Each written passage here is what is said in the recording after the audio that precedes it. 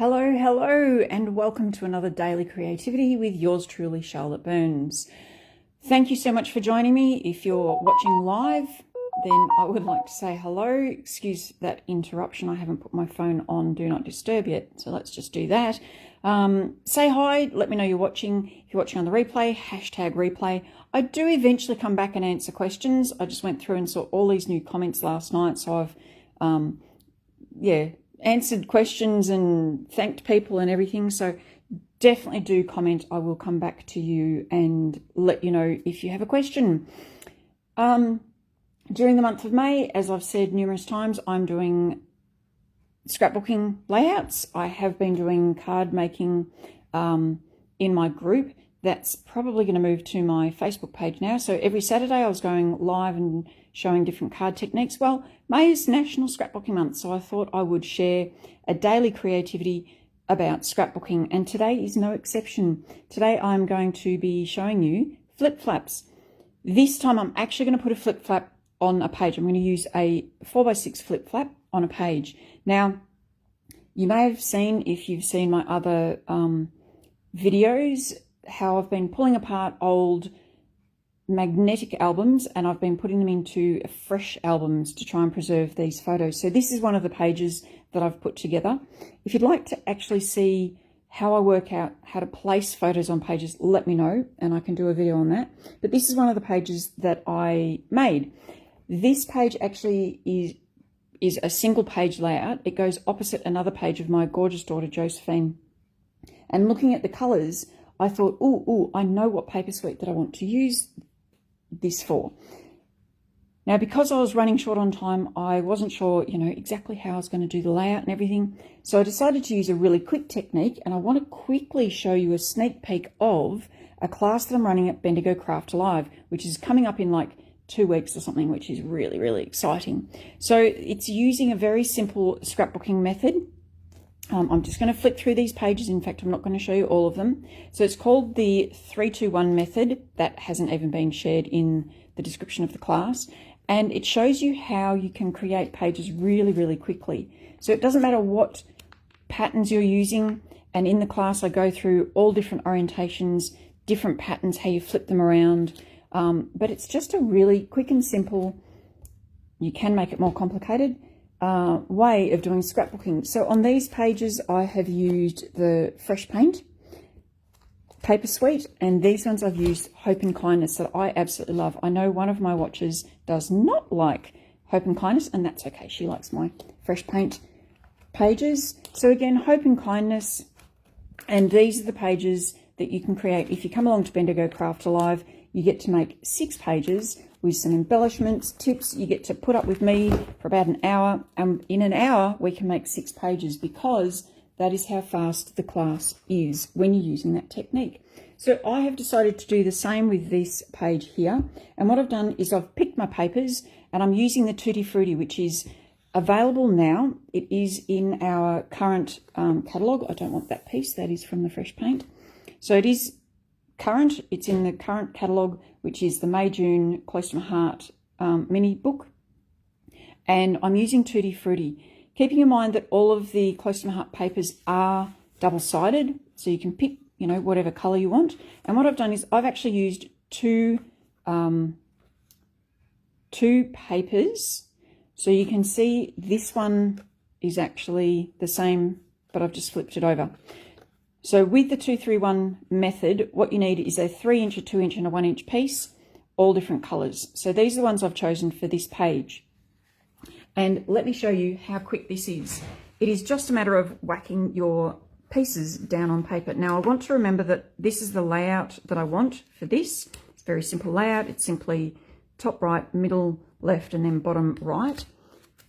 Pull these off, and this is why my class at Craft Alive to create 6 pages is going to be so fast, because you're going to cut the papers and then you're going to stick them down however you like while you listen to my lovely, lovely voice. All right, so we're sticking these down. I'll be giving some hints and tips on different adhesives during the class, why I stick them down the way I do, etc., etc. Now, This is 3 inches. I'm going to be having my baby girl right there, but I've already decided this is going to come up 1/2 inch from the bottom. Now I love my Versamat for this because it means that I can get it nice and straight, and to me that is super important. So there is my 3 inch, which I just remembered I wasn't actually going to put down the bottom. So let's lift that off again. Yes, Charlotte's making a mess. I believe I was going to put my 2 inch down the bottom, my 3 inch through the middle, and then my 1 inch up the top. Yes, all right. So this is the paper I'm not using. It is gorgeous Popsicle Isopol papers. Let me know what you think of the paper. Again, this was a paper suite that I didn't really like, but then looking at these gorgeous photos, my mind has been changed. It's amazing how a paper suite can really speak to you depending on the photos. And this is full of fruity food, which, okay, so maybe she's not eating fruit, maybe she's eating cake, but that's okay. It's a similar sort of thing. So I'm going to leave that one for the moment because that one will be lined up with a photo. So just quickly pop on some adhesive of your choice. Doesn't have to be that one particularly. And now I'm going to pop my photos back on and just see where I was actually putting these. So I'm leaving lots of room for journaling and everything. So we've got 1, 2, and 3. I'm not cutting these photos down at all. 1, 2, and 3. So I'm going to put that one roughly there. And again, I can just have a look and say, okay, so that one was about that height. Now, before I stick this one down, and what I should have done with the other one as well, is I can actually take off some of this. If I wanted to, I could actually cut that, but I'm trying to get this done super quick because I don't like my videos going for a long time. So if I wanted to, the piece that goes underneath the photo, I could trim that out and use it somewhere else. And in fact, I might do that, and that way I can use those little bits for embellishments. So I really, these for sunnies, I'm going to trim out. 1, 2, 3, 4. Just going to stick that under there and grab my scissors, which I threw into my box earlier this morning. Grab my non-stick scissors. See, this is what happens when you rush. 1, 2, 3, 4. So I'm going to trim this one. And I just want to make sure that there's a little bit of a gap around the sunnies, so that when I'm creating when I'm creating my embellishments, there is actually enough room around them to create the fun embellishments. All right, so that's that. Then I can stick my photo down. I really need to take this slower and not rush so much, I think, when I'm doing my live. I get all flustered. It's no easy feat going live, girls. All right, so this one is going to go about there. Now, I'm not actually lining this up with any particular measurement. What I'm doing is I'm actually lining it up so you can see the sunnies either side. When I was choosing to cut the sunglass strip, I did decide that I was going to do the 1 inch strip, and I also had a look where I was cutting it so that I didn't cut into a couple of sunnies. You know, I didn't have a 1 inch strip that went through half the sunnies. So that's really good to think about when you're doing that. All right, that one I am going to leave like that. She's going to go on an angle. This one is going to go through here. Now I'm going to take the flip flap away, but this one is going to go through there, and it's going to be straight like so. So what I can do is I can actually cut this down. So I need about 1 inch off this side. I'm going to take, so I've got adhesive on this, which means that something's going to get sticky, and I would rather it be the arm get sticky. So I'm taking 1 inch off there, and then I know my photo is 6 inches. So no, I'm not going to try and do math while I'm doing a live. All right. So then I need,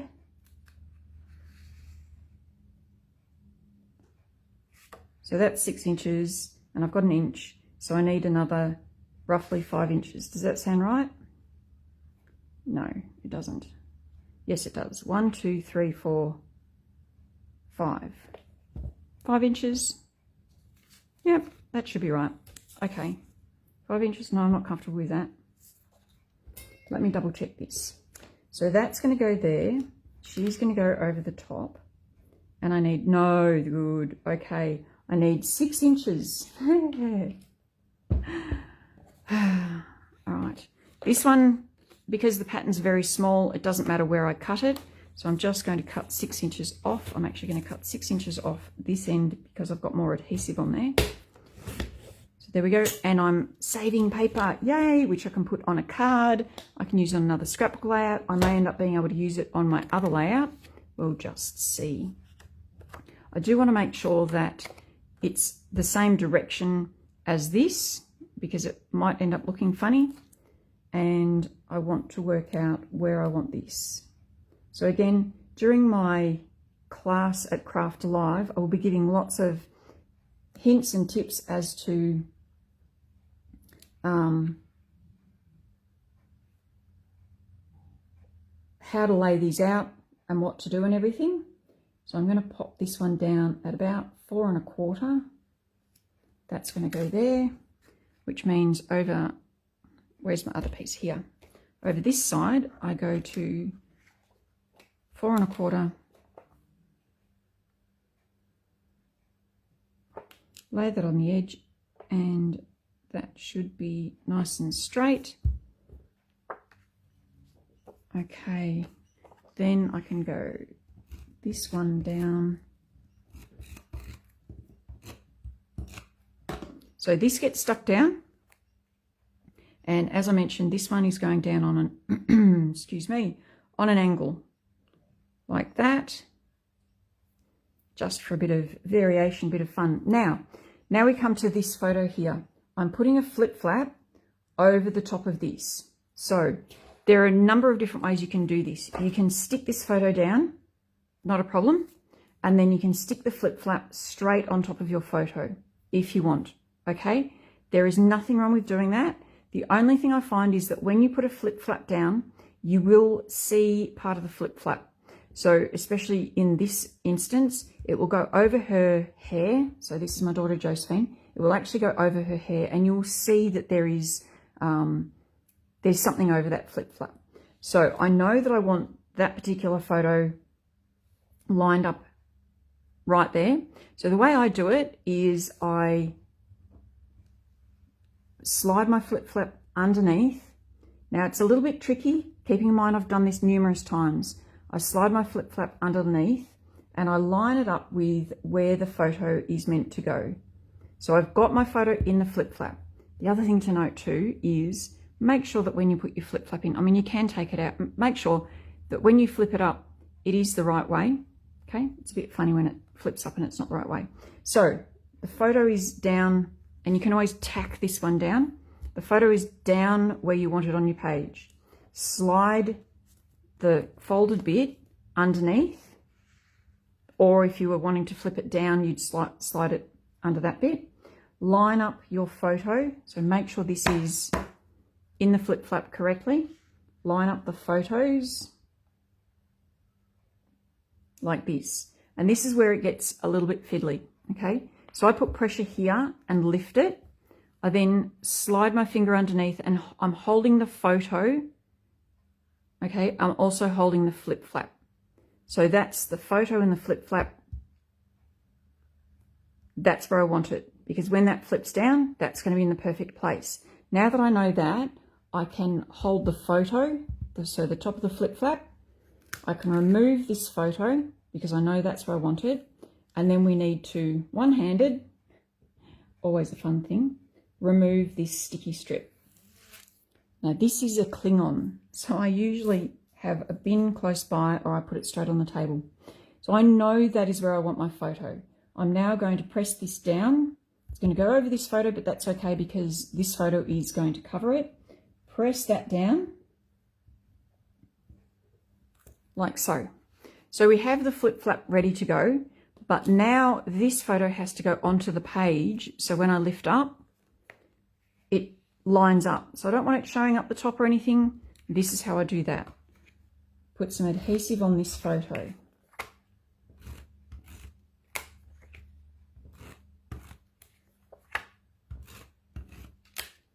Okay, so adhesive is on this photo. I then put the photo up against the flip flap. Holding that in place, I push this down, make sure that that hasn't moved, which it has. Make sure that that is lined up, and then I press that down, and the photo is hidden underneath, which means that it should work. Press that down, and now my photo is hidden by the flip flap, and we're sweet. So that's how I apply my flip flaps. Now, if you've got a photo mat, it's similar. Depending on how big your photo mat is, you might want to put the flip flap under the photo mat. You might want to put it under the photo. It just depends on what you're thinking. But that's how I apply my photo mats. Sorry, my flip flaps. I don't think that I've shown that before, so I hope that has helped somebody. But now I've got one absolutely gorgeous page ready to be embellished. I'm not going to show that on this video because it takes me way too long to do that sort of thing. But I will embellish this page and I'll show you how I go with that. I hope you've enjoyed.